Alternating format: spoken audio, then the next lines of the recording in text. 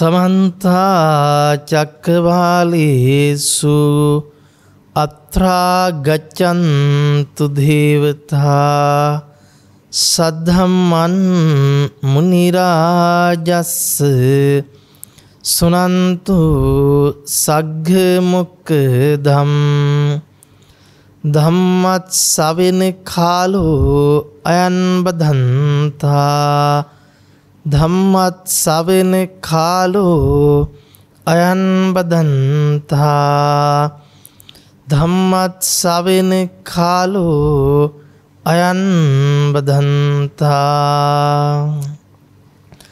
नमो तस्से भगवतो अरहतो सम्मा सम्बुद्दस्से नमो तस्से भगवतो अरहतो सम्मा सम्बुद्दस्से नमो तस्से भगवतो अरहतो सम्मा सम्बुद्दस्से।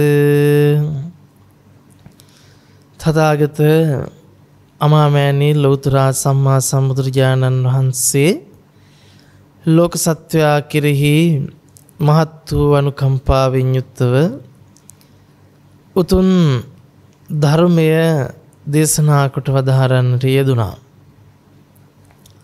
ලෝක සත්වයා කෙරෙහි පතල මහා කරුණාවෙන් ලෝකයට නොපෙනෙන ලෝකයට නොතේරෙන ලෝකේ පවතින පරම ගාම්භීර වූ සත්‍ය ලෝකයට දේශනා කොට වදාරන්නට යෙදුණු ඒ තථාගත ධර්මය ලෝක සත්වයාට අවබෝධ කර ගැනීමට ශ්‍රවණය කිරීමට අද දවසේ ප්‍රඥා නාලිකාව තුළින් ධර්ම දේශනයේ විකාශනය කිරීම සඳහා සදැහැති දායකත්වය දරනු ලබන්නේ මහරගම 253 දුම්රිය මාවත පදිංචි එම් විජේතිලක මහත්මයා සහයම මැතිණිය ඇතුළු පවුලේ සියලු දෙනා විසින්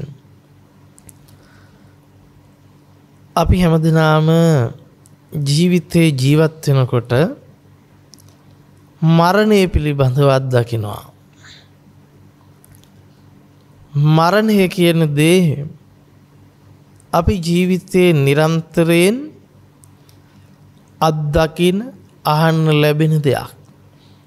අපේ පුංචි දවසේ ඉඳලා අපේ අසල්වාසීන්ගේ ඥාතීන්ගේ හිත මිත්‍රාදීන්ගේ මරණය පිළිබඳව අපි දකිනවා. මරණය පිළිබඳව අපි අහනවා. එතකොට අපි හැම දිනාටම හිතට එනවා යම් දවසක යම් මොහොතක අපිටත් මේ මරණය සිද්ධ වෙනවා කියන දේ හැමෝම දන්නවා. මැරෙනවා කියන දේ නොදන්න කිසිවෙක් ලෝකේ නැහැ. මරණය පිළිබඳ දැනගත්තේ නැති අඳුරන්නේ නැති කවුරුත් නැහැ. මිනිස්සු පමණක් නෙවෙයි තිරිසන් සත්තු පවා මරණය පිළිබඳ දන්නවා. Tamanට මරණය අත් වෙන බව තිරිසන් සත්තුන්ට තේරෙනවා. මොකද ඔවුන්ටත් ඔවුන්ගේ වරිගයාගේ මරණය දකින්න ලැබෙනවා. අපි මරණය විදිහට බුද්ධ දේශනාව තුලත් අපිට මරණ සතිය පිළිබඳව භාග්‍යවතුන් වහන්සේ පෙන්වලා දෙනවා. මේ මරණ සතිය පිළිබඳව කතා කරනකොට අපිට බුදුදහම පිළිබඳව අවබෝධයටපත් වෙච්ච කෙනෙක් මරණය දකින්න විදිහත් අනවබෝධය තුල ලෝක සත්‍යය මරණය දකින විදිහත් ආකාර දෙකක්. බුදුදහම අවබෝධ වෙනකොට ජරා මරණ ඉක්මවනවා. ඒකේ ජරා මරණ නිරෝධය පිණිසයි බුදුදහම තියෙන්නේ. ජරා මරණේ සමුදය පිණිස නෙවෙයි. මේ ජරා මරණයන්ගේ සමුදය නිරෝධය පිළිබඳව අපිට සම්මත වශයෙන් කතා කරන්න පුළුවන්. යම් යම් සත්වනිකායක ඒ සත්වයන්ගේ යම් ඉපදීමක් පහළවීමක් තියෙනවා නම් ඒක අපි ජාතිය විදිහට කතා කරනවා. ඒ වගේ මේ ජාතිය චුත වීමක් තියෙනවා නම් ඒක අපි ජරා මරණයේ විදිහට කතා කරනවා. පෙන්ව යාමක් වියෝවක් විදිහට අපි කතා කරනවා. මේක තමයි අපි ලෝක සත්‍යය සම්මත වශයෙන් දන්නේ. ලෝකෙ ඉපදෙන එකත් ලෝකෙ මරණයටපත් වෙන එකත් ඒ මරණය පිළිබඳව තමයි දන්නේ. එතකොට මරණ සතිය කියලා කියන්නේ අපි ඒ මරණය පිළිබඳ නැවත නැවත හිතා ඉන්න එක නෙවෙයි. අනේ අපි මැරෙනවානේ කියලා යම් කෙනෙක් හිතා ඉන්නවා නම් ඒක මරණ සතිය නෙවෙයි. යම් කෙනෙක් හිතනවා නම් අනේ දැන් මම මැරෙයි කියලා මරණය පිළිබඳ හිතා මෙනෙහි කර ඉන්නවා නම් ඒකත් මරණ සතිය වෙන්න විදිහක් නැහැ. මොකද අපිට මරණය පිළිබඳව නියම සතිය ඉපදුනොත් අන්න එදාට අපිට මරණ ඉක්මවන්න පුළුවන්. ඒකට අපි කියනවා අජරාමරයි කියලා. ජරා මරණයන්ගේ ඉක්මීම පිණිසයි අපිට බුදුදහම තියෙන්නේ. ජරා මරණයන් තුල ගිලීම පිණිස නෙවෙයි. ඒ ජරා මරණය පිළිබඳව අපිට අමුතුවෙන් කියලා දෙන්නට උවමනාවක් නැහැ. ජරා මරණය පිළිබඳ නැවත අපිට අමුතු අවබෝධයක් ලැබෙන්න උවමනාවකුත් නැහැ. ඒකට හේතුව ජරා මරණ පිළිබඳ අපි දන්න නිසා. ජරා මරණ පිළිබඳ අපිට තේරෙන නිසා. ජරා මරණ පිළිබඳව අපිට දැනෙන නිසා.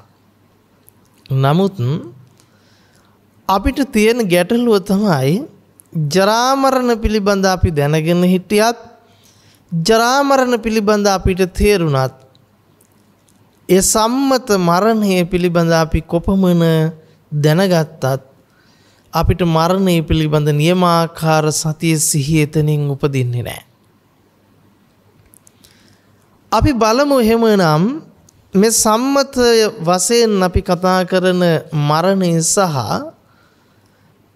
අපි පරමාර්ථ වශයෙන් අරගෙන මේ ජරා මරණය පිළිබඳ අවබෝධ කරගෙන ජරා මරණ ඉක්මවන ප්‍රතිපදාව කුමක්ද කියලා. ජරා මරණය කිව්වට පස්සේ අපිට පොදුවේ තේරෙන දැනෙන දේ තමයි ලෙඩ වෙලා වයසට ගිහින් දිරීමක් වෙලා අපි යම් මොහොතක මරණයටපත් වෙනවා.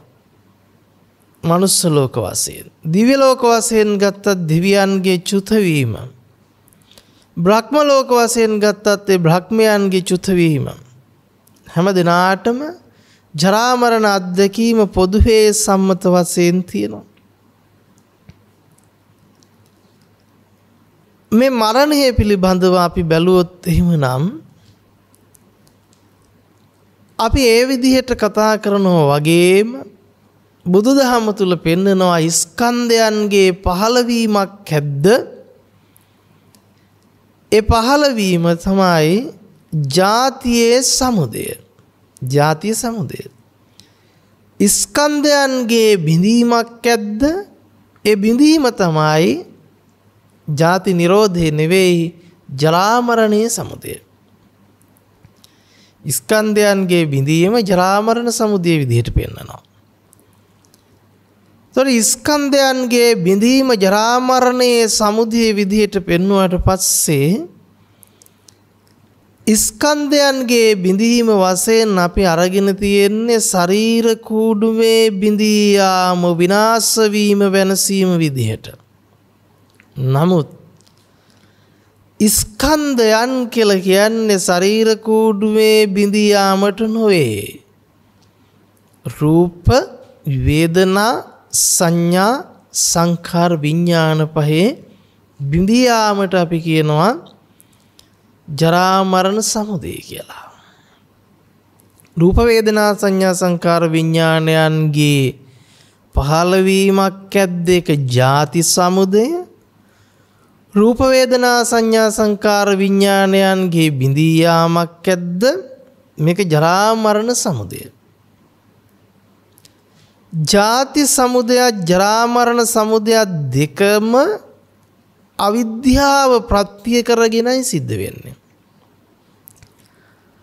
අවිද්‍යාව මූලික කරගත්තම තමයි අවිද්‍යාවෙන් උපදින සංකාර, විඥාන, නාම රූප, සලආයතන, පස්ස, වේදනා, තණ්හා, උපාදාන, භව, ජාති, ජරා මරණයන්ගේ සමුදය පිළිබඳව කතා කරන්නේ. අවිද්‍යා නිරෝධයෙන් තමයි අපි සංකාර, විඥාන, නාම රූප, සලආයතන, පස්ස, වේදනා, තණ්හා, උපාදාන, භව, ජාති, ජරා මරණයන්ගේ නිරෝධය පිළිබඳව කතා කරන්නේ. දැන් අපිට සිද්ධ වෙලා තියෙන දේ තමයි ජාති සමුදය වෙනවා කිව්වයින් පස්සේ අපේ ඔළුවට ඇවිල්ලා තියෙන පුංචි කාලේ අපි මව් කුසෙන් උපදිනවා කියන එක. ජරා මරණයන්ගේ සමුදය කිව්වට පස්සේ අපි කතා කරන්නේ ඒ ඉපදිච්ච කෙනා ජරාවටපත් වෙලා කාලයක් ජීවත් වෙලා මැරෙනවා කියන එක. මේක තමයි අපි සම්මත වශයෙන් කල්පනා කරන ජාතිය ජරා මරණයත් බවට පත් වෙලා තියෙන්නේ. නමුත් මේ පටිච්ච සමුප්පාදයේ ධර්මයේ කියලා කියන්නේ පටිච්ච සමුප්පාද න්‍යායට අනුකූලව ක්‍රියාත්මක වන ධර්මතාවයක්. පටිච්ච සමුප්පාද න්‍යාය පිළිබඳ අවබෝධයකින් තොරව අපිට පටිච්චසමුප්පාද ධර්මයේ තේරුම් ගන්නට පුළුවන් කමක් නැහැ. අපි එහෙම තේරුම් ගන්නට යනවා නම් ඒ තුල අපි මේ වචන ටිකත් එක්කලා පැටලිලා අපි අපේ දුෂ්ටාන දෘෂ්ටි ගතියට අනුව පටිච්චසමුප්පාදේ ගලපගෙන දෘෂ්ටි ජාලයක අතරමං වෙනවා. බුදුදහමේ මේ පටිච්චසමුප්පාදේ විවරණය කරන්නේ අපිට දෘෂ්ටි වලින් මිදීම පිණිස, දෘෂ්ටි ග්‍රහණයන්ගෙන් ගැලවීම පිණිස. එහෙමනම් අපි බලමු මොකක්ද මේ පටිච්චසමුප්පාද න්‍යාය? මේ පටිච්චසමුප්පාද න්‍යායට අනුකූලව පටිච්චසමුප්පාදය ක්‍රියාත්මක වෙන්නේ කොහොමද? පටිච්චසමුප්පාද න්‍යාය පිළිබඳ නොදැන පටිච්චසමුප්පාදයේ පිළිබඳ කතා කිරීමම හරියට අන්ධයා අලියාගේ හැටි කතා කරනවා වගේ. තව විදිහකට කිව්වොත් අන්ධයා කිරි ගැන කතා කරනවා වගේ. අන්ධයා කොකා ගැන කතා කරනවා වගේ. න්‍යාය නොදැන අපිට ක්‍රියාත්මක වෙන විදිහ කතා කරන්නට පුළුවන් කමක් නැහැ. ඉමස්මින් සති ඉදන් හෝති ඉමස්ස උප්පාදා ඉදන් උප්පජ්ජති ඉමස්මින් අසති ඉදන් හෝති ඉමස්ස උප්පාදා ඉදන් උප්පජ්ජති. එතකොට අපි කල්පනා කරලා බැලුවොත් ඉමස්මින් සති ඉදන් හෝති ඉමස්ස උප්පාදා ඉදන් උප්පජ්ජති ඉමස්මින් අසති ඉදන් නහෝති ඉමස්ස නිරෝධා ඉදන් නිරුජ්ජති. මේ ඇති කල්ලි මේ වේ, මේ උපදීමෙන් මේ උපදී, මේ නැති කල්ලි මේ නොවේ, මේ නූපදීමෙන් මේ නූපදී. මේක තමයි න්‍යාය. දැන් මෙහෙම න්‍යාය කියලා කිව්වට අපි න්‍යාය පිළිබඳ විමසලා බලන්න ඕන. ඉමස්මින් සති ඉදන් හෝති. මේක අපිට සරලව ගන්නට බෑ. මොකද මේක තමයි බුදුදහමේ අපිට හදවත වෙන්නේ. චතුරාර්ය සත්‍ය අවබෝධ කරනවා කිව්වත් පංච උපාදානස්කන්ධය අවබෝධ කරනවා කිව්වත් ආර්ය ශ්‍රාංගික මාර්ගය අවබෝධ කරනවා කිව්වත් අපිට අවබෝධයටපත් වෙන්න ඕන මේ පටිච්චසමුප්පාද න්‍යාය තුලින්මයි, වෙන ක්‍රමයක් නැහැ. ඉමස්මින් සති ඉදන් හෝති, මෙය ඇති කල්හි මෙය වේ. ඉමස්ස උප්පාදා ඉදං උප්පජ්ජති, මේ උපදීමෙන් මේ උපදී. මෙය කියලා වචන දෙකක් අපිට එතනදී භාවිතා වෙනවා. මෙය ඇති කල්හි මෙය වේ. හැබැයි එතනදී කතා කරන්නේ නැහැ මේක නිසා ඒක වෙනවා කියලා. මේක නිසා ඒක වෙනවා කියලා කතා කළොත් අපිට කාලාත්‍රයක් තුල තමයි කතා කරන්නට වෙන්නේ මේ න්‍යාය. නමුත් මේ ඇති කල්ලි මේ වේ කියන තැනින් මේ පටිච්චසමුප්පාද න්‍යාය කතා කරන්නේ කාලාත්‍රයකට අහු වෙන්නේ නැහැ. මේක වෙලා පස්සේ අරක වෙනවා කියන න්‍යායකට වැටෙන්නේ නැහැ. ඒකයි විශේෂත්වය. ඉමස්ස උප්පාදා ඉදං උප්පජ්ජති, මේ ඉපදුනොත් මේ උපදිනවාමයි. ඒ න්‍යාය වෙනස් වෙන්නේ නැහැ. එහෙම නැතුව මේක ඉපදිලා ඒක උපදිනව නෙවෙයි. මේ ඇති කල්හිම මෙය වේ, මේ උපදිනකොටම මේ උපදිනවා.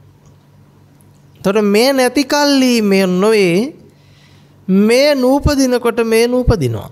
ඉමස්ස නිරෝධා ඉදන් නිරුජ්ජති, ඉමස්මින් අසති ඉදන්න හෝති. ඔන්න එහෙමනම් මේ පටිච්ච සමුප්පාදය පිළිබඳව න්‍යාය තමයි වර්තමානයේ පිළිබඳව කතා කරන්නේ. අපි මේ න්‍යායට දාලා මේ පටිච්චසමුප්පාදයේ අංග 12 ගැන කතා කරන්නට බලමු.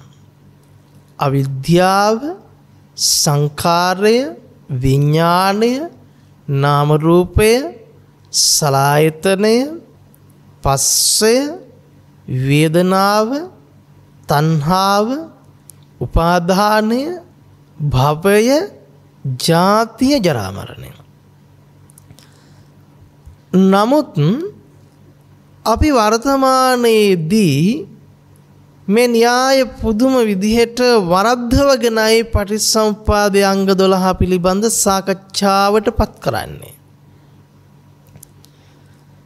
අපි හිතන්නේ අවිද්‍යාව නිසා සංඛාර හදාගෙන ඒ සංඛාර වලින් විඥානයක් සකස් කරගෙන නාම රූපයක් හදාගෙන ඒ නාම රූප වලින් සලආයතන බිහි කරගෙන ඒ සලආයතන වලින් පස්සේ ඒ සලආයතන ස්පර්ශ කර කර ඒ වගේ වින්දනයන් විඳ විඳා ඒ වින්දනයන්ට තණ්හාව පවත්තා ඒ තණ්හාවට දැඩිස්සේ බැඳීමින් උපාදාන කරගෙන ඒ උපාදානයේ නිසා භවයක් හදාගෙන ඒ භවයෙන් නැවත ජාතියක උප්පත්තියට යනවා. ඒ උපතට ගියොත් නැවත මැරෙනවා. මෙහෙම තමයි අපි පටිච්චසමුප්පාදේ විවර කරගන්නට පුරුදු වෙලා තියෙන්නේ. නමුත් ඒ විවර කිරීම කොතරම් දුරට පටිච්චසමුප්පාද න්‍යායට සාධාරණයක් වෙලාද? ඒ විවර කර ගැනීම කොතරම් දුරට පටිච්චසමුප්පාද න්‍යායත් එක්ක සමපාත වෙලාද, ගැළපිලාද කියන එක පිළිබඳව අපි හෙව්වේ නැහැ. අපි විමර්ශනය කළේ නැහැ. මොකද සසරක ඉඳලා සත්‍යය සැරිසරමින් නැවිදින් අනේක විද දුක්ඛ දෝමනස්යන් බිඳිමින් නැවත නැවත භවෙන් භවයකට උපතට යනවා කියන න්‍යාය නිගණ්ඨනාත පුත්තලා පවා දැනගෙන හිටියා. මරණයෙන් මතු නැවත සත්‍යය උපදිනවා කියන දේ නිගණ්ඨනාත පුත්තලාගේ දෘෂ්ටියක් වුණා. නමුත් බුදුදහම තුළ සත්වයා මරණයෙන් මතු උපදින්නේද නූපදින්නේද කියන ප්‍රශ්නෙට උත්තරයක් දෙන්නේ නැහැ. මොකද සත්වයා කියන තැනින් ගත්තට පස්සේම සක්කාය දිට්ඨියට වැටිලි ඉවරයි. ආත්මගත සත්වයෙක් ඉන්නවය. ඒ සත්වයා මරණයෙන් මතු උපදිනවද නූපදිනවද කියලා ප්‍රශ්නයක් ඇහුවා. ප්‍රශ්නෙම වැරදි. ප්‍රශ්නෙම දෘෂ්ටි ජාලයක්. ඒ නිසා ඒ ප්‍රශ්නෙට උත්තර බුදුදහම තුල නැහැ. ඒ ප්‍රශ්නේ වැරදි ප්‍රශ්නයක්. ඒක ඇසිය යුතු ප්‍රශ්නයක් නෙවෙයි. ඒක නොඇසිය යුතු ප්‍රශ්නයක්. ඒ නිසා අපි බලමු බුදුදහමට අනුකූලව කොහොමද මේ පටිච්චසමුප්පාදේ විවර වෙන්නේ කියලා. බුදුදහමට අනුකූලයි කියලා කියන්නේ පටිච්චසමුප්පාද න්‍යායට අනුකූලයි කියන එක. ඉමස්මින් සති ඉදන් හෝති. එතකොට මේ ඇති කල්හි මොකද්ද පටිච්චසමුප්පාදේ මුලින්ම කතා කරන මේ අවිද්‍යාව. අවිද්‍යාව ඇති කල්හි සංඛාර වේ. හැබැයි අවිද්‍යාව නිසා සංඛාර වෙන්නේ නෙවෙයි. අවිද්‍යාව කොතනද සංඛාරය එතනමයි. පස්සේ දශමයක්වත් පහු වෙනවා නෙවෙයි. අවිද්‍යාව යෙදෙන්නේ කොතනද? අවිද්‍යාව යෙදෙන තැන සංඛාරයේ යෙදෙනවාමයි. ඒක තමයි න්‍යාය. නැවත ඒක වෙනස් වෙන්නේ නැහැ. ඒක තමයි පටිච්චසමුප්පාද න්‍යාය. සංඛාරයේ කොතනද? ඒ සංඛාරයේ තියෙන තැන විඥානයේ පහළවීම තියෙනවාමයි. එහෙම නැතුව අවිද්‍යාවෙන් සංඛාර හදලා සංඛාරයට පස්සේ විඥානයක් හැදිලා විඥාණයට පස්සේ නාම රූපයක් හැදිලා කියලා පස්සේ කතාවක් නැහැ. හැබැයි අපි හිතාගෙන ඉන්නේ අවිද්‍යාව නිසා සංඛාර හැදෙනවා. සංඛාර වලට පස්සේ විඥාන හැදෙනවා. විඥාන වලට පස්සේ නාම රූප හැදෙනවා. නාම රූප වලට පස්සේ සලආයතන හැදෙනවා.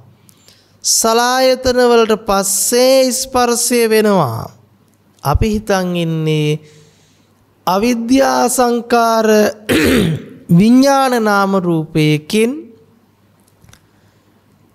හදාගත්ත සලආයතන ටිකක් තියෙන සත්වයෙක් ඉන්නවා. ඒ සත්වයාගේ සලආයතන වලින් ඒ සත්වයා ස්පර්ශ කර කර වින්දන ලබා වින්දනයන්ට තණ්හා කර කර උපාදාන කර කර භවයකට ගිහින් උපදිනවා. ඕක තමයි දෘෂ්ටිය. එතකොට මේ දෘෂ්ටිය තමයි සත්‍යා මරණයෙන් මතු උපදින්නේය කියන දෘෂ්ටිය. හැබැයි බුදුදහම ඇතුලේ සත්‍යා මරණයෙන් මතු නූපදින්නේය කියන දෘෂ්ටියට වැටෙන්නෙත් නැහැ. එහෙමනම් අපි කල්පනා කරන්න උවමනයි සත්‍යා මරණයෙන් මතු උපදින්නේය කියන දෘෂ්ටියෙන් බැහැරව සත්‍යා මරණයෙන් මතු නූපදින්නේය කියන දෘෂ්ටියමොත් බැහැරව අපි බුදුදහම අවබෝධ කරගන්නට උවමනයි. මේ දෘෂ්ටි දෙකෙන් එකකටවත් වැටෙන්නේ නැතිව මේ දෘෂ්ටි දෙකෙන් එකකටවත් පත් වෙන්නේ නැතිව තමයි අපි මේ පටිච්චසමුප්පාද න්‍යාය අවබෝධ කරන්නට උවමනා කරන්නේ. අපිට වෙලා තියෙන දේ තමයි අපි බලන්නේම සත්වයේගේ පටිච්චසමුප්පාදය පිළිබඳ. හැබැයි බුදුදහමේ අපිට මේ කතා කරන්නේ සත්වයේගේ පටිච්චසමුප්පාදයක් පිළිබඳ නොවේ. පටිච්චසමුප්පාදේ වැරදි අවබෝධය නිසා අපි සත්ව වශයෙන් පුජ්‍යල වශයෙන් ආත්මීය වශයෙන් දරාගත් දෘෂ්ටිය බිඳහෙලීම පිණිසයි පටිච්චසමුප්පාදය අවබෝධ කරගන්න උවමනා. නමුත් බිඳහෙලන්නට උවමනා කරන දෘෂ්ටියේ බැසගෙන දෘෂ්ටිය කරපින්නාගෙන අපිට කවදාකවත් පටිච්චසමුප්පාදය අවබෝධ කරන්නට පුළුවන් කමක් නැහැ.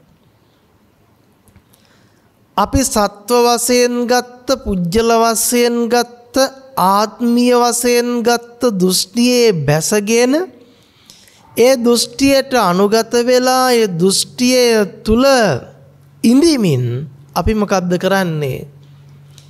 සත්වේකුගේ පටිච්චසමුප්පාදයක් බලන්නට යනවා. නමුත් මේ පටිච්චසමුප්පාදය කියන්නේ සත්වේකුගේ තුල ක්‍රියාත්මක වෙන එකක් නෙවෙයි.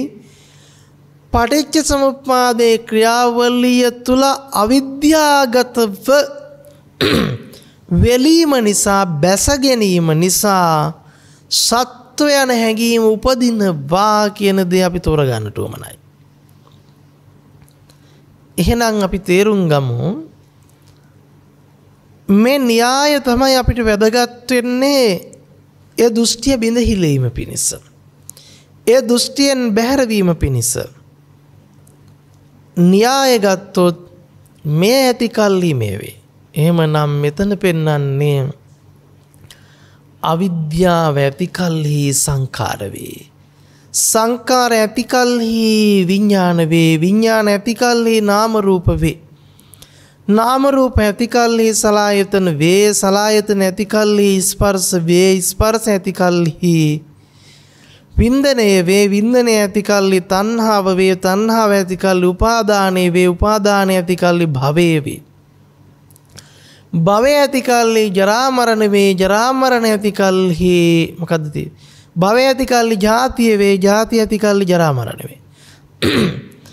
එහෙනම් අපි තේරුම් ගන්න ඕන මේ කතා කරන්නේ ආත්ම දෙකක් පිළිබඳවවත්, මේ ආත්මයයි මතු ආත්මයයි පිළිබඳවවත්, එහෙම නැත්නම් තප්පරයක දෙකක කාලාත්‍රයක් පිළිබඳ, දවස් ගානක කාලාත්‍රයක් පිළිබඳ නෙවෙයි.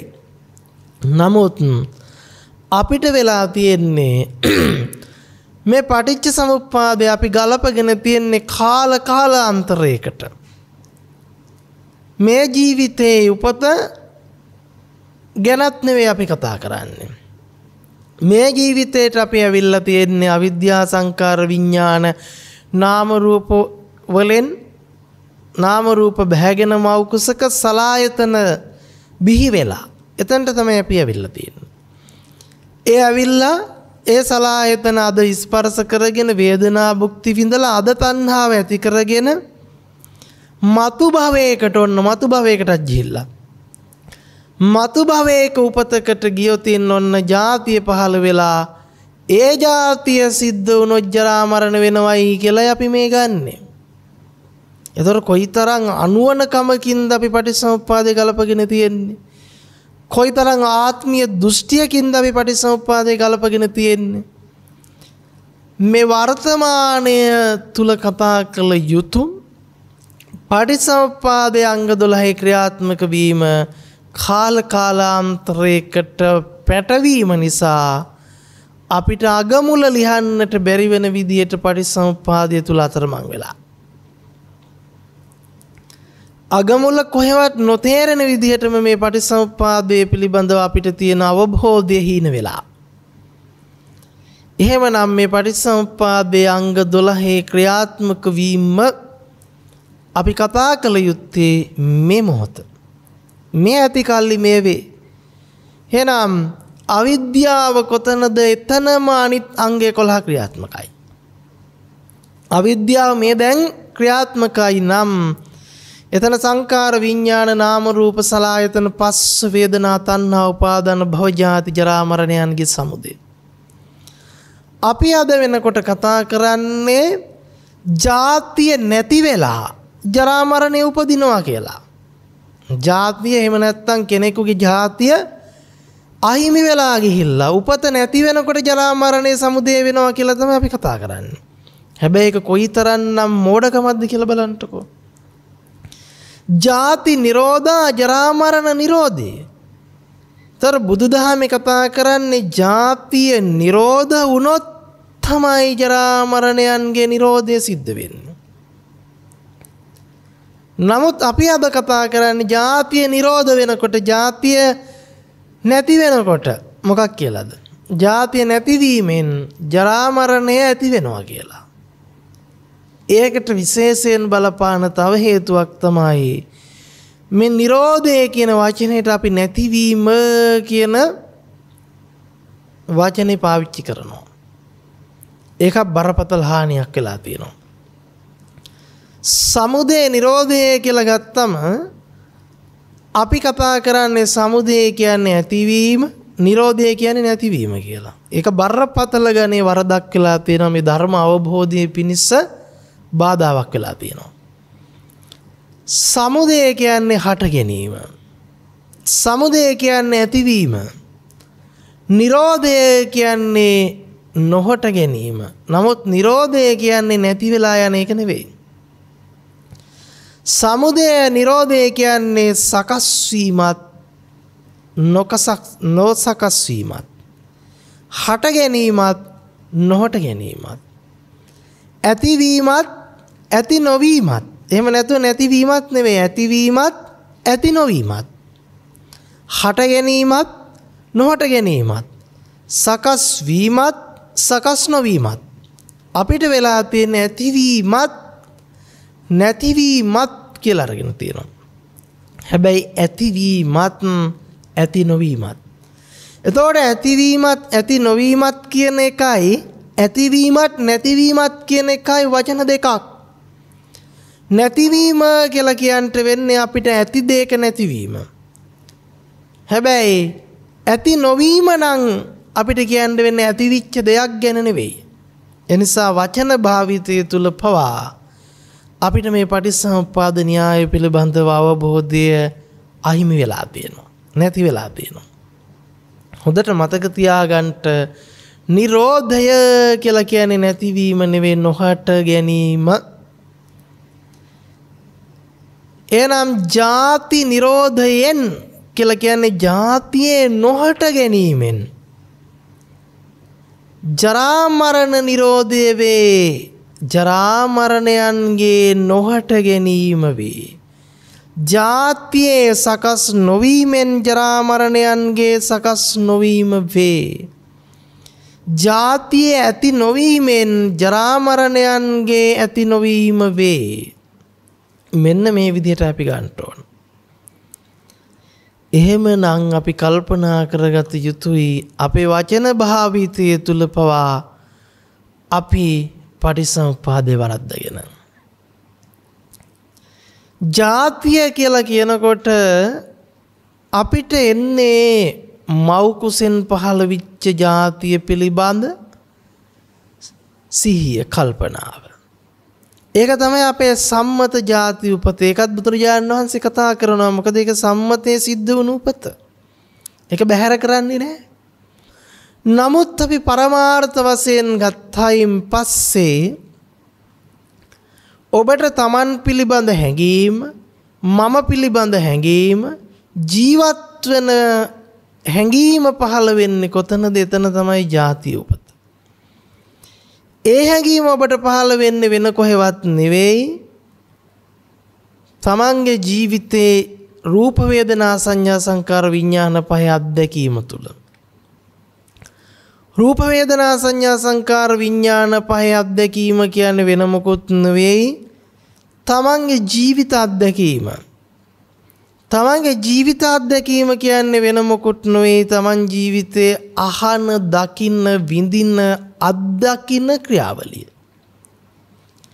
තව විදිහකට කිව්වොත් තමන්ගේ ජීවිතේ පේන, ඇහෙන, දැනෙන්න, දැනගන්න ක්‍රියාවලිය. පේන, ඇහෙන, දැනෙන්න, දැනගන්න ක්‍රියාවලිය. එහෙමනම් තමන් ජීවිතේ පේනවා කියලා කියනවා, ඇහෙනවා කියලා කියනවා, දැනෙනවා කියලා කියනවා, දැනගන්නවා කියලා කියනවා. තව විදිහකට කිව්වොත් රූප බලනවා, ශබ්ද අහනවා, ගන්ධ විඳිනවා, රසය විඳිනවා, ස්පර්ශයන් විඳිනවා, සිතුවිලි දැනගන්නවා. මේ කියන දේ තමයි තමන්ගේ ජීවිතේ වෙලා තියෙන්නේ. හැබැයි අපිට තියෙන ආත්ම දෘෂ්ටියත් එක්කලා අපි හිතන්නේ මම රූප දකිනවා. හැබැයි රූප දකිනවා කියන එක නෙවෙයි අපි කියන්නේ, පේනවා කියලා නෙවෙයි අපි කියන්නේ, මට පේනවා. අපි කියන්නේ අහනවා ඇහෙනවා කියලා නෙවෙයි, මට ඇහෙනවා මම අහනවා. ගන්ධ මම විඳිනවා මට දැනෙනවා. රසය මට දැනෙනවා මම විඳිනවා. ස්පර්ශ මට දැනෙනවා මම විඳිනවා කියන තැන තමයි අපිට දැනෙන්නේ. නමුත් මට මගේ කියලා ගත්ත දෘෂ්ටිය බිඳහෙලීම පිණිසයි අපිට මේ පටිච්චසමුප්පාද න්‍යාය උවමනා කරන්නේ.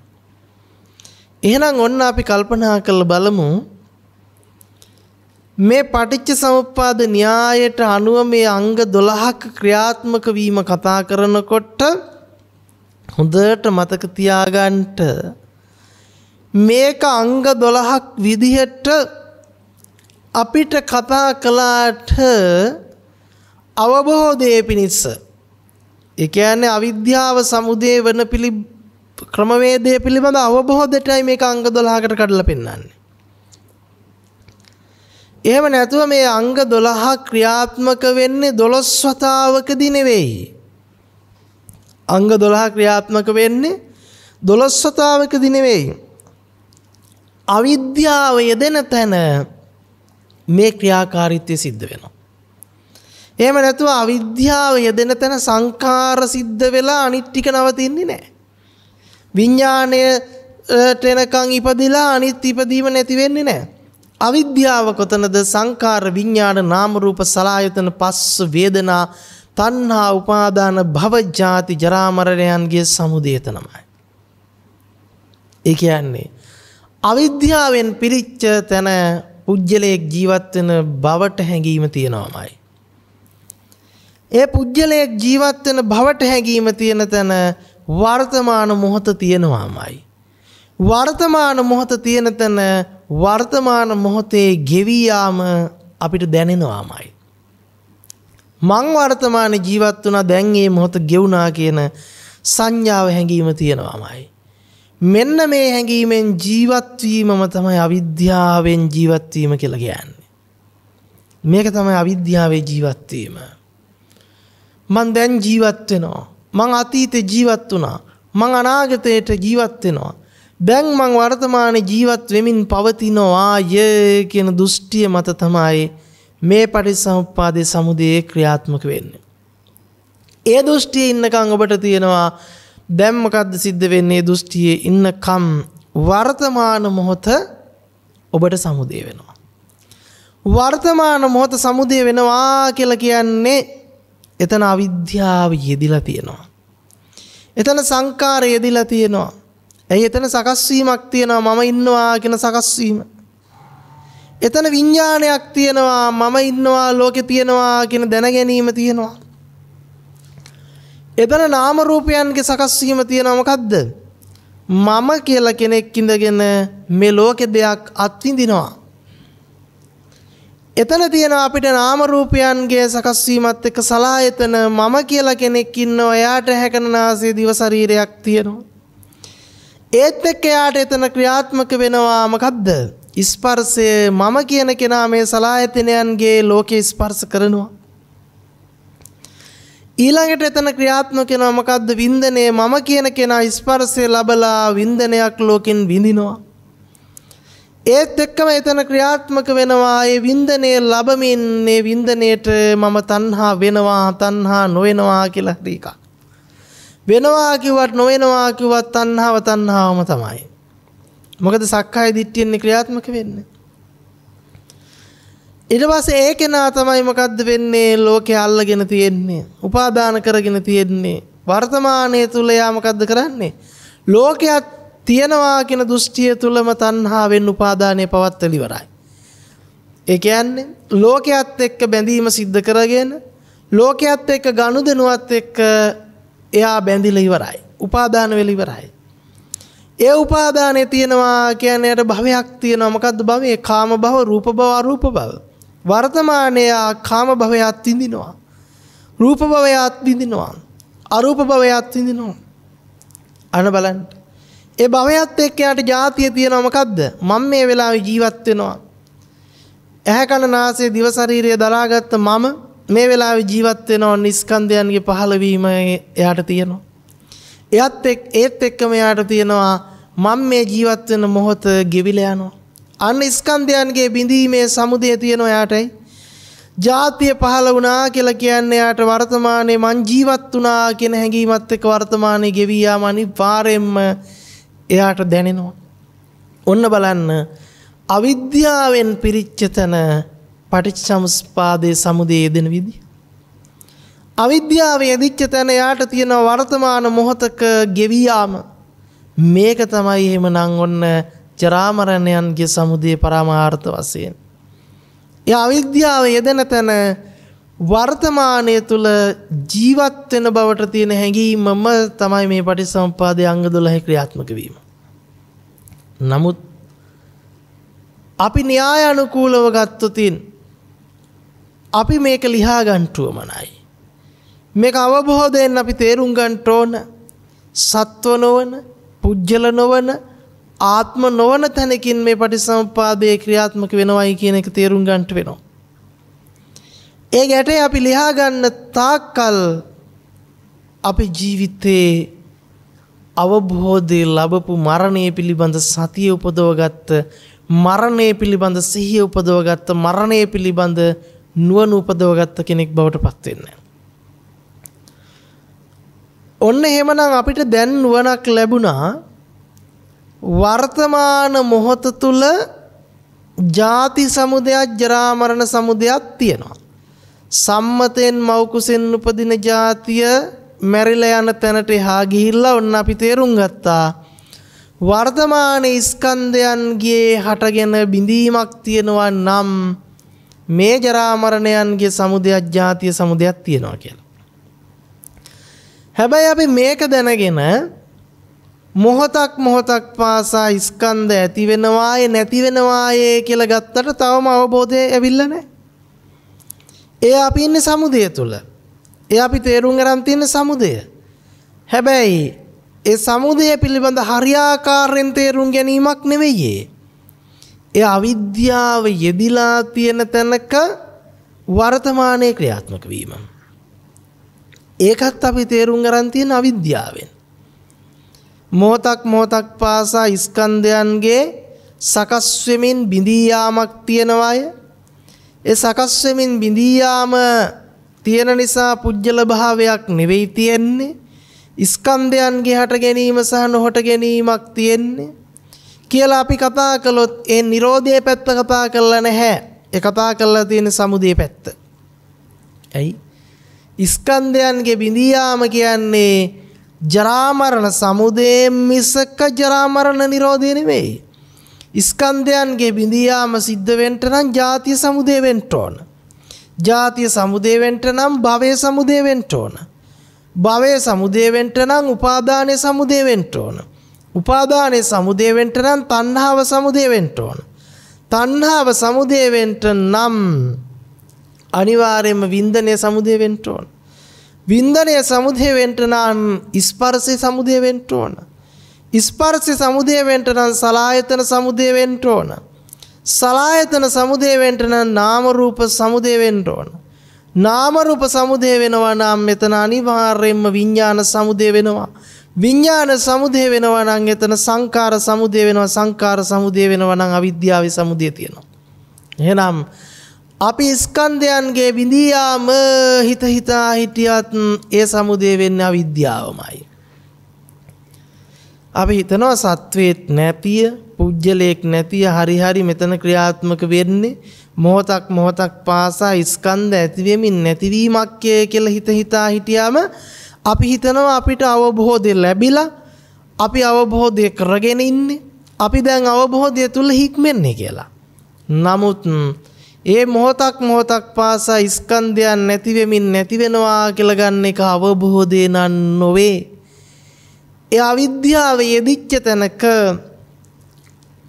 ජරා මරණයන්ගේ සමුදය පිළිබඳව අවිද්‍යාවෙන් සිහිපත් කරනවා.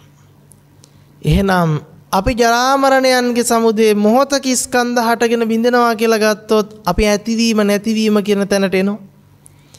ඒ ඇතිවෙමින් නැති වෙනවා කියන තැනට එනකොට ඇතිවෙමින් නැති වෙනවා නම් පැවතීමක් තියෙනවා. අපි එනවා උපාදත්‍ත්‍ති භංග. ඒ උපාදත්‍ත්‍ති භංගය කියලා කියන්නේ අවිද්‍යා සහගත ලෝකයේ ක්‍රියාත්මක වීම. මේ අවිද්‍යා සහගත ලෝකයේ ක්‍රියාත්මක වෙන ස්කන්ධ පරම්පරාවකට තමයි අපි පුජ්‍යල වශයෙන් දරාගෙන තියෙන්නේ. හැබැයි මේක දැනගත්තා කියලා චතුරාර්ය සත්‍ය අවබෝධ වුණා නෙවෙයි මේ. පටිසමුප්පාදය අවබෝධයට ආව නෙවෙයි මේ. මොකද අපි ඒක හිතා හිටියයි කියලා අපි ඇවිල්ලා තියෙන්නේ ලෝක සමුදයට. ඇති වෙලා පැවතිලා නැති වෙනවා. එතකොට අපි ඇවිල්ලා තියෙන්නේ නැවත මොකද්ද? ඇති වෙලා පැවතිලා නැති වෙනවා කියන කාලාත්‍රයකට. අපි ඇවිල්ලා තියෙන්නේ නැවත නැවත ඇතාන්තයටත් නැතාන්තයටත්. අපි එහෙමනම් ඇත නැත අන්ත වලින් බැහැරව පටිසම්පාද න්‍යාය අවබෝධ කරගන්නට උවමනයි. අවිද්‍යා නිරෝධයෙන් සංඛාර නිරෝධය වේ. සංඛාර නිරෝධයෙන් විඥාන නිරෝධය වේ. විඥාන නිරෝධයෙන් නාම රූප නිරෝධය වේ. නාම රූප නිරෝධයෙන් සලආයතන නිරෝධය වේ. සලආයතන නිරෝධයෙන් පස්ස නිරෝධය වේ. පස්ස නිරෝධයෙන් වේදනා නිරෝධය වේ. වේදනා නිරෝධයෙන් තණ්හා නිරෝධය වේ. තණ්හා නිරෝධයෙන් උපාදාන නිරෝධය වේ. උපාදාන නිරෝධයෙන් භව නිරෝධය වේ. භව නිරෝධයෙන් ජාති නිරෝධය වේ. ජාති නිරෝධයෙන් ජරා මරණයන්ගේ දුක්ඛ දෝමනස්යන්ගේ උපායාසයන්ගේ නිරෝධය වේ. එහෙනම් මොකද්ද මේ නිරෝධය කිව්වේ? නිරෝධය කියපු ගමන් ඔන්න ඔළුවට එනවා අවිද්‍යාව නැතිවීමෙන් සංඛාර නැතිවේ. සංඛාර නැතිවීමෙන් විඥාන නැතිවේ. විඥාන නැතිවීමෙන් නාම රූප නැතිවේ. නාම රූප නැතිවීමෙන් ඔන්න ඔය විදිහට අපි නැතිවීමක් කියලා දාගෙන පටිච්ච සමුප්පාදයේ වරද්දගෙන පුදුම විදිහට. එහෙමනම් අපි බලන්නට උවමනයි මේ කතා කරන්නේ කාලාත්‍රයක් නෙවෙයි වගේම නිරෝධයේ විදිහට කතා කරන්නේ නැති වී යාමක් නොවේ. නිරෝධයේ විදිහට කතා කරන්නේ සකස් නොවීම පිළිබඳ. නොහට ගැනීම පිළිබඳ. ඇති නොවීම පිළිබඳ. එහෙම නැත්නම් ඇතිවිච්ච දේ නැතිවීම පිළිබඳ නෙවෙයි. තියෙන අවිද්‍යාව නැති කරන එකක් නෙවෙයි. තියෙන අවිද්‍යාව නැති කරන එකක් නෙවෙයි මේ කතා කරන්නේ. ප්‍රඥාවේ පහළ වීමෙන් පටිච්ච සමුප්පාදයේ පිළිබඳ අවබෝධයෙන් අවිද්‍යාවේ නිර්වශේෂ නිරෝධය. අවිද්‍යා යත්තේව අශේෂ විරාග නිරෝධෝ සංකාර නිරෝධා. අවිද්‍යාව මාත්‍රයක්වත් නොතිබී අවශේෂයක්වත් නොතිබී නිරෝධ වීමෙන් කියන්නේ නොහට ගැනීමෙන් සකස් නොවීමෙන් තමයි සංඛාරයන්ගේ සකස් නොවීම සිද්ධ වෙන්නේ. අවිද්‍යාවේ සකස් නොවීම කොතනද? අංග 12ේම සකස් නොවීම එතනයි. අවිද්‍යාවේ සකස් වීම කොතනද? අංග 12ේම සකස් වීම එතනයි. අන්න ඒ විදිහට. එහෙනම් ඔන්න අවිද්‍යාවේ සකස් නොවිච්ච තැන සංඛාර විඥාන නාම රූප සලආයතන පස්ස වේදනා තණ්හා උපාදාන භව ජාති ජරා මරණයන්ගේ සකස් නොවීම වේ. පහළ නොවීම වේ. උදා නොවීම වේ. ඇති නොවීම වේ. එහෙම නැත්නම් නැතිවීම වේ නෙවෙයි, ඇති නොවීම සිද්ධ වේ. අපි බලමු එහෙමනම් මේ වර්තමානය කියන දේ අපිට කොහොමද හම්බ වෙන්නේ කියලා. අපිට දැන් අතීතයක් ගැන මතකයක් තියෙනවා. අපිට වර්තමානයේ දැන් ජීවත් වෙන බවට හැඟීමකුත් තියෙනවා. අපිට අනාගතය පිළිබඳ හැඟීමකුත් තියෙනවා. මොකද අපිට කලින් ඉඳලම අනාගතය පිළිබඳ හැඟීම තිබුණානේ. පුජ්‍යල භාවයට මේ සම්මතයෙන් කතා කරන්නේ. එහෙමනම් ඔන්න ඔබ හොඳට කල්පනා කරලා බලන්න මේ දැන් මෙතන ඉඳලා මේ දැන් මෙතන ඉඳලා ඔබ කල්පනා කරන්න. මේ ඔබ ජීවත් වෙන තැන ඉඳලා දැන් ඔබට දැනෙනවා ඇති මං වර්තමානයේ ජීවත් වෙනවා. මම එක්ක බණ අහමින් ඉන්නවා, මං අහවල් වැඩේ කරමින් ඉන්නවා කියලා ඔබට මතක් වෙනවා ඇති. මං අසවල් කාලයක් තිස්සේ මං දැන් ජීවත් වුණා. දැන් මේ මොහොතත් ගෙවිලා ගියා. මං දැන් තප්පර ගාණක් වර්තමානයෙන් අනාගතයට ගියා. මෙහෙම අපිට හිතෙනවා. නමුත් ඔබ කල්පනා කරලා බලන්න ඒ හිතෙන හිත කොයි වෙලාවේ හිතුණත් මේ හිතෙන හිත වර්තමානෙමයි. ඔබ අතීතය ගැන හිතුවත් හිතන්නේ වර්තමාන අත්දැකීමක් විදිහට. ඔබ අනාගතය ගැන හිතුවත් ඒ අනාගත අත්දැකීම ඔබට ලැබෙන්නේ වර්තමාන විදිහට.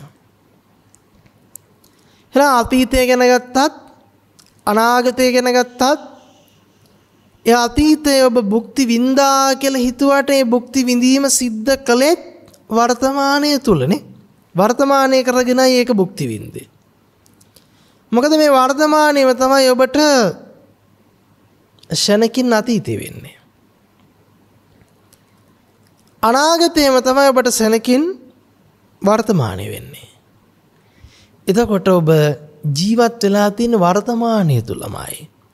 ඔබ අත්දැකීම් ලබලා තියෙන වර්තමානයක් තුලමයි. පේන ඇහෙන දැනෙන දැනගන්න අත්දැකීම වර්තමානයේමයි.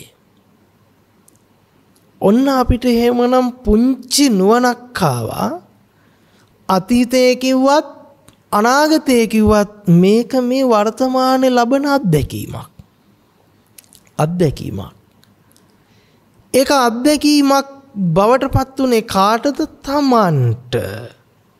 මට. කාගේ අත්දැකීමද? තමන්ගේ අත්දැකීම. මගේ අත්දැකීම. මෙන්න මේ අත්දැකීම අපි අරගෙන තියෙන්නේ මගේ අත්දැකීම විදිහට, මට දැනෙන අත්දැකීම විදිහට, මම ලබන අත්දැකීම විදිහට. මේක තමයි අපිට පවතින දෘෂ්ටිය. මගේ අත්දැකීම විදිහට ඒ අත්දැකීමට දෘෂ්ටිගත වෙලා මම ලබන අත්දැකීමක් විදිහට ඒ අත්දැකීම තුල බැහැගෙන මට ලැබෙන අත්දැකීමක් විදිහට ඒ අත්දැකීම දරාගෙන මෙන්න මේ දරාගත් දෘෂ්ටිය තමයි සක්කාය දෘෂ්ටිය. මේ වර්තමානයක් තුල ඔබ ලබන අත්දැකීම පටිච්ච සමුප්පන්නයි මිසක තමන් ලබන මම ලබන අත්දැකීමක් නොවේයි කියන එක අපි අවබෝධ කරගමු. නයිධං අත්ත කතම් බිම්බං නයිධං පරකතං අගං හේතුම් පටිච්ච සම්භූතං හේතු භංගා නිරුජ්ජති. මේ ලබන අත්දැකීම, මේ ජීවිත අත්දැකීම මම විසින් කරනවා නෙවෙයි. මේ අත්දැකීම අනෙකෙක් විසින් කරවනවාද නෙවෙයි. මේ අත්දැකීම ඉබේ සිද්ධ වෙනවාද නෙවෙයි. මෙන්න මේකයි තේරුම් ගත යුත්තේ. එහෙමනම් මම විසින් කරනවා නෙවෙයි, තව කෙනෙක් විසින් කරවලා දෙනවත් නෙවෙයි, ඉබේ සිද්ධ වෙනවත් නෙවෙයි. නමුත් අපි ළඟ තියෙන භයානක බරපතලම දෘෂ්ටිවාදය තමයි මේ අත්දැකීම මම විසින් කරන්නේය. මම තමයි මේ රූප බලන්නේ. මම තමයි මේ සද්ද අහන්නේ. මම තමයි මේ ගඳ සුවඳ විඳින්නේ. මම තමයි මේ ස්පර්ශ රසයන් භුක්ති විඳින්නේ කියන දෘෂ්ටිවාදයේ පතිත කරගෙනයි අපි ලෝකයේ තුල අත්දැකීම භුක්ති විඳින්නේ. මෙන්න මේ දෘෂ්ටිවාදයේ තමයි අපි මෙතනදී බිඳ හෙලන්නේ. එහෙම නැතුව මම ඉඳලා මම නැති කරනවා නෙවෙයි. බුදුදහම තුලින් අපි සිද්ධ කරන්නේ හිටපු මාව නැති කරන එක නෙවෙයි. හිටපු මාව ජීවත් වෙච්ච මාව ජීවිතේ ක්‍රියාත්මක කරපු මාව රූප බලපු මාව සද්ද අහපු මාව ගන්ධ විඳපු මාව රස විඳපු මාව ස්පර්ශ විඳපු මාව නිවනට ගෙනියන එක නිවනට දක්කන එක නෙවෙයි. අපිට නිවීම අහිමි කළේ සැනසීම අහිමි කළේ සසර නැමැති දෘෂ්ටි ජාලය තුල පැටලෙව්වේ මම විසින් කරනවය මම අත්දකින්න වාය කියන බරපතලම දෘෂ්ටිය. ඒක එසේ මෙසේ දෘෂ්ටියක් නෙවෙයි.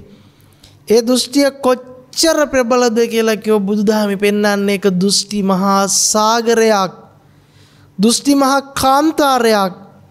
දෘෂ්ටි විසෝකයක් විදිහටයි මේ දෘෂ්ටිය පෙන්වන්නේ. ඒ තරම් මේ දෘෂ්ටිය තුල එල්බිලා මේ දෘෂ්ටිය තුල බැහැගෙන මේ දෘෂ්ටියෙන් ගිලිලා මේ දෘෂ්ටියෙන් ගොඩ එන්නට බැරි තරම් යටපත් වෙලා වහගෙන. ඒ නිසා අපි බලමු මම නොකරන ඉබේ සිද්ධ නොවන අනිකෙක් විසින්ද නොකරවන හේතුන් පටිච්ච සම්භූතං හේතු භංගා නිරුජ්ජති. මොකද්ද හේතුන් පටිච්ච සම්භූතං හේතු භංගා නිරුජ්ජති කිව්වේ? හේතුන් පටිච්ච සම්භූතං. දැන් අපි පටිච්ච කිව්වට පස්සේ මොකද්ද අපිට අවිල්ලා තියෙන්නේ? චක්කුංච පටිච්ච රූපේච uppajjati චක්කු විඥානං. අපි කියනවා ඇහත් රූපයත් නිසා කියලා තමයි අපි ගන්නෙ. ඇහත් රූපයත් නිසා අපි ගන්නවා මොකද්ද? චක්කු විඥානේ පහළ වීම වේ කියලා. හැබැයි හරියටම හරි. ඇහත් රූපයත් නිසා කිව්වේයි දැන් අපිට සිද්ධ වෙලා තියෙන ඔන්න සක්කාය දෘෂ්ටිය නිසා මොකද්ද? ඇහැ තියෙනවා මම ඉන්නවා.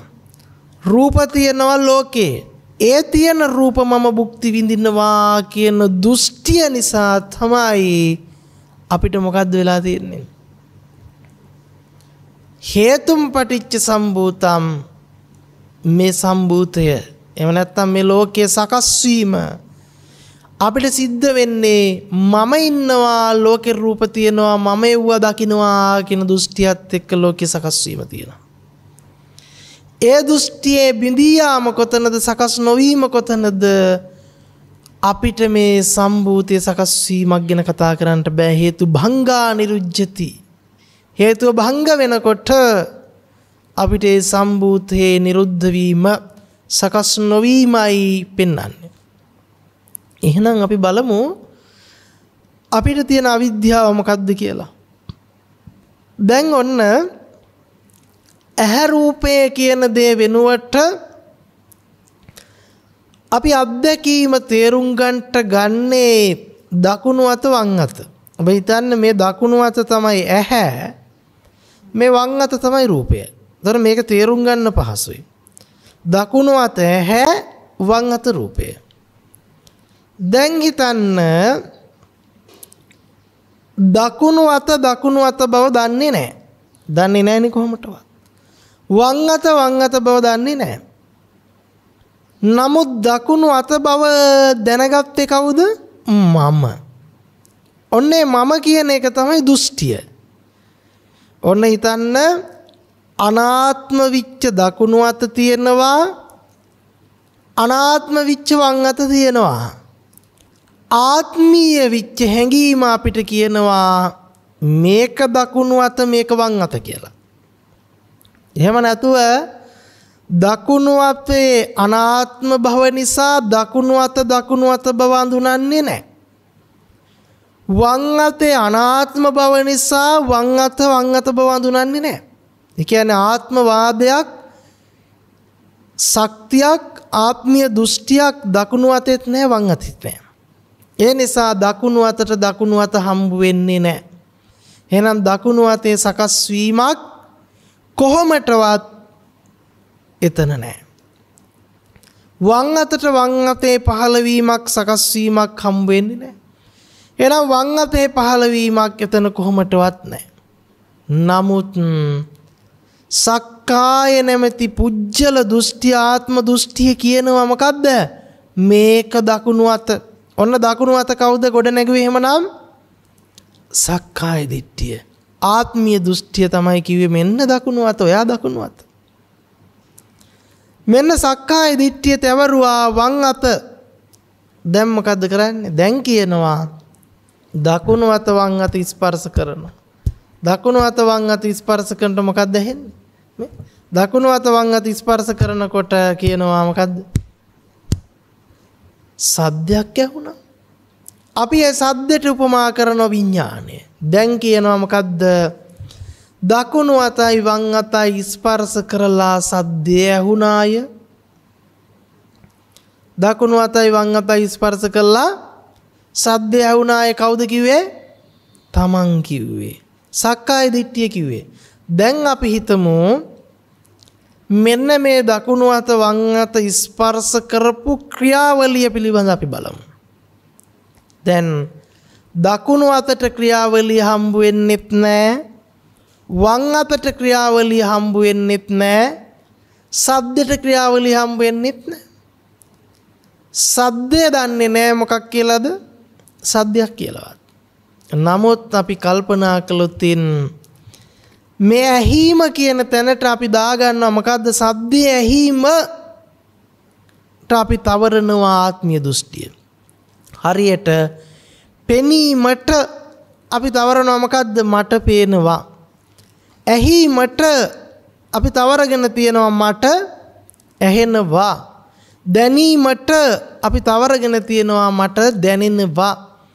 දැන ගැනීමට අපි තවරගෙන තියෙනවා මොකද්ද? මම දැනගන්නවා. දැන් සිද්ධ වෙලා තියෙන වෙන මොකුත් නෙවෙයි. මට පේනවා. මට ඇහෙනවා. මම දැනගන්නවා ය කියන තැවරීමත් එක්ක තමයි ඒ මමත් එක්ක තමයි මම හොයන්න යන්නේ. අර සද්දේට මම තැවරුවම වගේ. ඒ අප්පුඩි හඬ හොයන්න ගන්නවා මමත්වෙන්. මම කොහොමද එළියට ආවේ? මම එළියට ආවේ දකුණු අතයි වම් අතයි ස්පර්ශ කළානේ. ඔන්න ඊට පස්සේ යාට තියෙනවා දකුණු අත වම් අත කියන දෙපැත්ත. ඇහැයි රූපයයි. එහෙනම් පෙනීම මම විච්ච තැන. පෙනීමට සක්කාය දිට්ඨිය තවරගත්ත තැන තමයි ඒක මට පෙනීමක් වෙන්නේ. දැන් මොකද්ද වෙන්නේ? මට ඇහිීමක් වෙනවා, මට දැනීමක් වෙනවා. ඒ මම තමයි දෙපැත්ත හදන්නේ කොහෙද? ඇහැ රූප. දැන් ඔන්න අවිද්‍යාව යදනවා මම ඉඳගෙන ලෝකේ රූප දකින්නයි. අවිද්‍යාවෙන් සංස්කරණය සිද්ධ වුණා, සකස් වීම සිද්ධ වුණා. ඒකෙන් දැන් මොකද්ද උනේ? නාම රූප විඥාන ක්‍රියාවලිය සකස් වෙලා වර්තමානයේ මොහොතක් පාසා මම ජීවත් වෙනවා කියන දෘෂ්ටි ජාලය ඇති වුණා. ඔන්න දැන් එයා ජරා මරණ සමුදයට කොට වුණා. නමුත් මේ අවබෝධය ලැබපු තැන අපිට තියෙන්නේ මොකද්ද? සද්දයක් කියලා දන්නේ නැත්නම්, සද්දය තුල ආත්මීය දෘෂ්ටිය තැවිරලා නැත්නම් සද්දයට සද්දේවත් හම්බ වෙන්නේ නැහැ. සද්දයට සද්දේ හම්බ නොවන තැන එයා අප්පුඩි හඬට දකුණු අත වම් අත කියලා තැනක් යෙදෙන්නේ නැහැ. දැන් මොකද්ද වෙලා තියෙන්නේ? පෙනීමක් බව දන්නේ නැහැ. නමුත් පේන වාය කියන දෘෂ්ටිය එතන දාපු තැන තමයි ඇහැ රූපේ ගැන කතා කරන්න වෙන්නේ. එහෙනම් පෙනීම කොතනද? ඒ පෙනීම හම්බුනේ වෙන කාටවත් නෙවෙයි අවිද්‍යාව නැමැති දෘෂ්ටියට. නැත්නම් අපිට පෙනීමේ සකස් වීමවත් නැහැ. පෙනීම ඇති තැන අපිට කොහෙද ඇහැ රූපේ අත්දැකීම තියෙනවා, ස්කන්ධයන්ගේ පහළවීම තියෙනවා, පුජ්‍යල භාවය තියෙනවා, පටිච්චසමුප්පාදේ සමුදය තියෙනවා. පටිච්චසමුප්පාදේ සමුදය කොතනද? එතන ජරා මරණයන්ගේ සමුදය තියෙනවා. එහෙනම් මේ ජරා මරණය නිරෝධය කියලා කියන්නේ පටිච්චසමුප්පාදේ නිරෝධය, අවිද්‍යාවේ නිරෝධය, පුජ්‍යල භාවයේ නිරෝධය. ඒ කියන්නේ පුජ්‍යල භාවයේ සකස් නොවීම, අවිද්‍යාවේ සකස් නොවීම. මෙන්න මේ පිළිබඳව නොදන්නාකම, අනවබෝධය නිසා අපි මොකද්ද කරන්නේ? මේ ක්‍රියාවලියට මමත්වය තවරගෙන, සක්කාය දිට්ඨිය තවරගෙන මම ලෝකේ ජීවත් වෙනවා කියන දෘෂ්ටිකාන්තාරය ඇතුලේ අතරමං වෙනවා, ජරා මරණ සමුදයට කොටු වෙනවා, අවිද්‍යා සමුදයට කොටු වෙනවා. ඉතින් මේ ධර්ම කාරණාව අපි අවබෝධයට පත් කර ගැනීම පිණිස එකපාරෙන් මේ අවබෝධය ලැබෙන්නේ නැහැ. සමහර විට මේ ධර්මය අවබෝධ කරන්න 100 පාර අහලා බැරි වෙයි. 10 වතාව අහලත් බැරි වෙයි. නමුත් අපිට මේ අවබෝධයෙන් හැර පටිච්චසමුප්පාදය අවබෝධ කරන්නට වෙන මාර්ගයක් නෑ. ඒ කායන මාර්ගය. සක්කාය දිට්ඨිය දුරු කරගන්නට මාර්ගයක් නෑ. ඒ කායන මාර්ගය. අන්තවලින් තොර, දෘෂ්ටි වලින් තොර, ඇති බවෙන් තොර, නැති බවෙන් තොර, ඇති වෙමින් නැති වෙන බවෙන් තොර, අන්තවාදීත්වයෙන් මිදෙන අනන්ත වූ, අපරිමිත වූ තථාගත ලෞතර සත්‍ය අවබෝධ කර ගැනීම පිණිසම අපි මේ සාකච්ඡා කරන්නට යෙදුනා වූ ධර්ම කාරණාවන් ඔබ හැමදිනාටම හේතු වෙත්වා, උපකාරක ධර්මයක් බවටම පත් වෙත්වා කියන ආශිර්වාදය සිද්ධ කරනවා.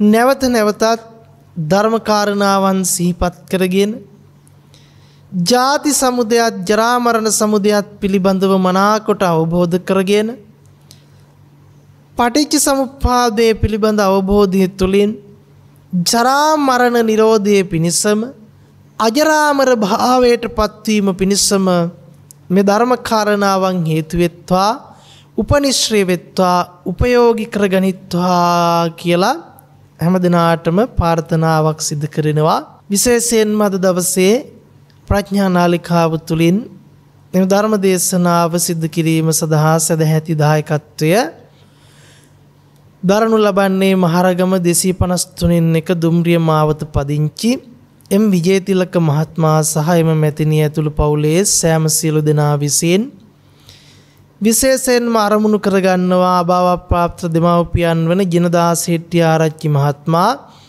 ඩී.එන්. රාමනායක, ජී.ජී.සී. විජේතිලක මහත්මයා සහ යූ.ජී. පේමාවතී මහත්මිය, සොහිවුරන් වන අපවත් වී වදාළ බටුවන්ගල සීල විමල හිමි, ටියුඩර් විජේතිලක මහත්මයා, බන්දුල විජේතිලක මහත්මයා සහ චන්ද්‍රදාස විජේගුණරත්න මහත්මයාද, ඩී.එල්. රාමනායක මහත්මිය, රොස්ලින් රාමනායක මහත්මිය, වැලිකල හාමිනේ මහත්මිය ඇතුළු පරලොව සැපත් සියලුම සංසාරගත නෑදෑ හිතමිතුරන් පින් අනුමෝදන් කිරීම, එවැගේම උතුම් ධර්ම අවබෝධය පිණිස ප්‍රාර්ථනාවන් සිද්ධ කිරීම අරමුණු කරගන්නවා. නම් සඳහන් කළ අභාව ප්‍රාප්ත සියලුම ඥාති වර්ගයාට ධර්ම අවබෝධය පිණිසම මේ පුණ්‍ය ශක්තිය හේතු වේවා, වාසනාව වෙත්වා, වහවහාම උතුම් නිවනින් සැනසීම ලබත්වා කියලා ප්‍රාර්ථනා කරනවා. ඒ වගේම සුජීවත්ව සිටින ලක්වැසි ලෝකවැසි සියලු දෙනාගේ නිර්වාණ අවබෝධයේ පිණිස හේතු වේවා, උපකාරක වෙත්වා කියන අදිෂ්ඨානය සිද්ධ කරනවා. පවතින කොරෝනා වසංගතය ඉක්මනින් ලෝකෙන් තුරන් වේ සියලු ලෝකවාසීන්ට නිදුක් නිරෝගී චිරජීවනයේ උදා වේවා කියන ආශිර්වාදය සිදු කරමින් ධර්ම දේශනාව අද දවසේ සමාප්ත කරනවා. හැම දිනාටම මේ ධර්ම කාරණාවන් ධර්ම අභිසමයේ පිණිසම හේතු වෙත්වා උපකාරක ධර්මයක් බවටම පත් වෙත්වා ප්‍රඥා පෞරක් පාරමිතාවක්ම වෙත්වා කියලා ආශිර්වාද කරනවා. හැමට තිරුවන් සරණයි. සුඛී හෝතු අභිවාදන සීලිස්ස නිච්ඡං වද්ධාපචායිනෝ චත්තාරෝ ධම්මා වඩ්ඩಂತಿ ආයුවන්නෝ සුඛම් බලම් ආයුරහ රෝග්‍ය සම්පatti සග්ග සම්පatti මේවචේ අතෝ නිබ්බාන සම්පatti ඉමිනාතේ සමිජ්ජතු. රාගක්ඛයෝ නිබ්බානං